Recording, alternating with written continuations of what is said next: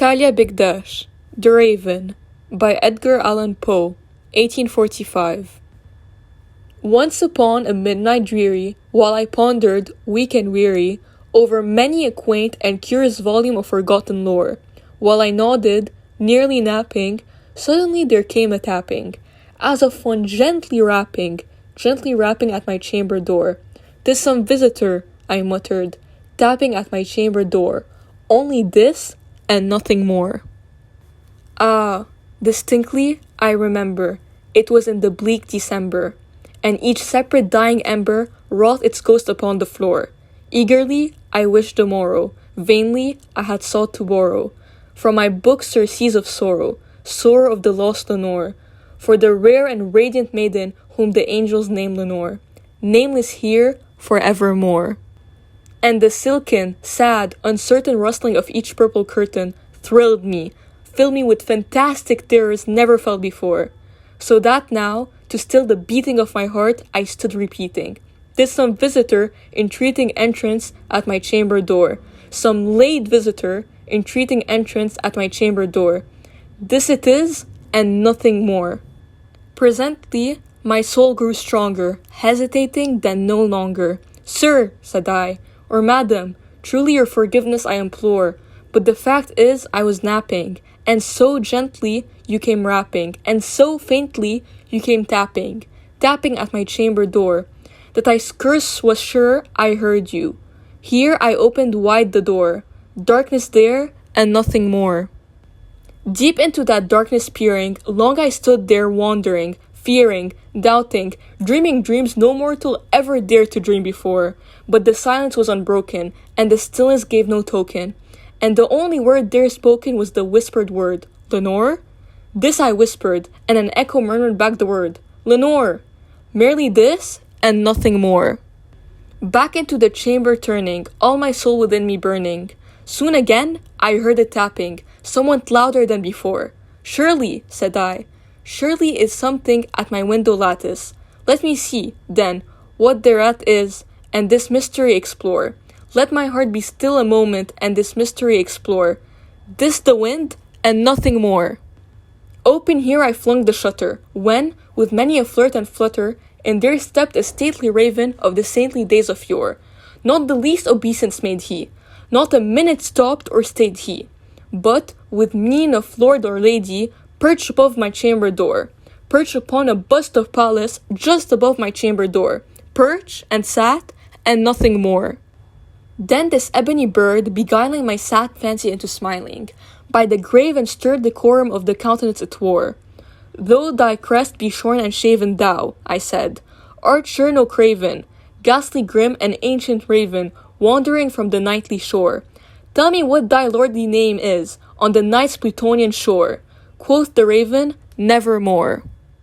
Much I marveled this ungainly fowl to hear discourse so plainly, though its answer little meaning, little relevancy bore.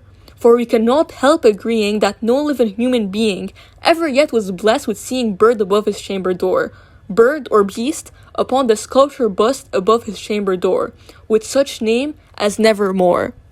But the raven, sitting lonely on the placid bust, spoke only that one word, as if his soul in that one word he did outpour. Nothing farther than he uttered, not a feather than he fluttered, till I scarcely more than muttered, "Other friends have flown before, on the morrow he will leave me, as my hopes have flown before." Then the bird said, "Nevermore."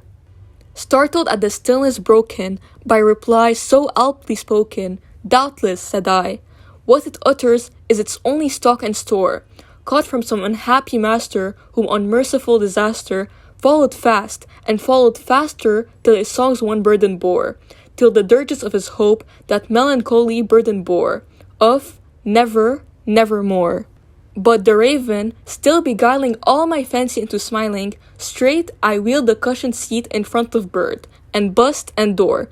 Then, upon the velvet sinking, I betook myself to linking fancy onto fancy, thinking what this ominous bird of yore, what this grim, ungainly, ghastly, gaunt, and ominous bird of yore meant in croaking "Nevermore." This I sat engaged in guessing, but no syllable expressing, to the fowl whose fiery eyes now burned into my bosom score. This and more I sat divining, with my head at ease reclining, on the cushion's velvet lining that the lamplight gloated o'er, but whose velvet violet lining with the lamplight gloating o'er, she shall press, nevermore. Then, methought, the air grew denser, perfume from an unseen censer, swung by seraphim whose footfalls tinkled on the tufted floor.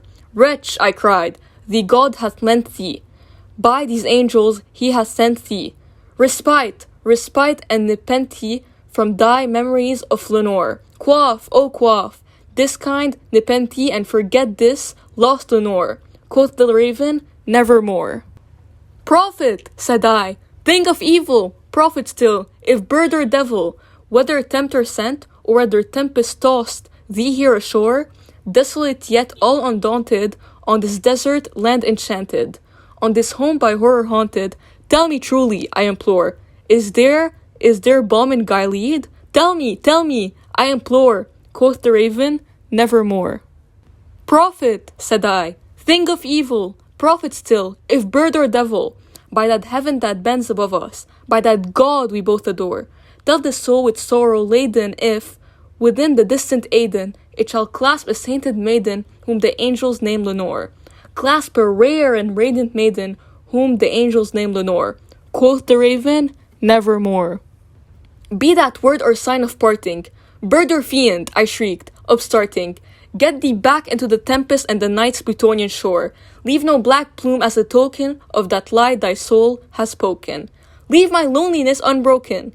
Quit the bust above my door. Take thy brig from out my heart, and take thy form from off my door. Quoth the raven, nevermore. And the raven, never flitting, still is sitting,